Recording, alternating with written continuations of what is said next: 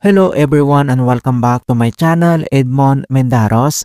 And for today's quick tutorial guys, I'm going to show you on how to enable or disable the mini menu when selecting text in Microsoft Edge.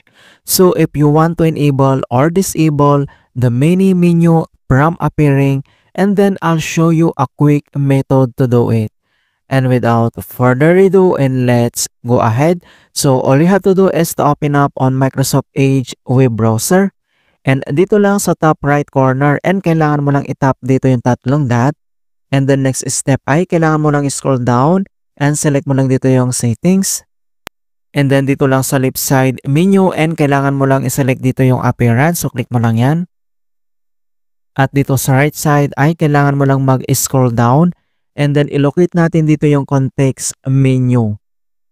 Alright? So once nakita mo na dito yung context menus, and then makikita mo kaagad dito yung mini menu on text selections. Kung paano ba natin ito enable or disable. So dito lang sa show mini menu when selecting text, dito sa right side ay makikita mo dito yung kanyang button. So i-click mo lang yan. So ibig sabihin ay naka-enable siya, and then i-click mo ulit. So, ibig sabihin nito ay naka-disable. So, enable or disable mga kaibigan. Alright, so ganun lang po kasimple on how to enable or disable mini menu when selecting text in Microsoft Edge. And please don't forget to like this video, subscribe to my channel for more quality content. Thank you guys and see you in my next tutorial.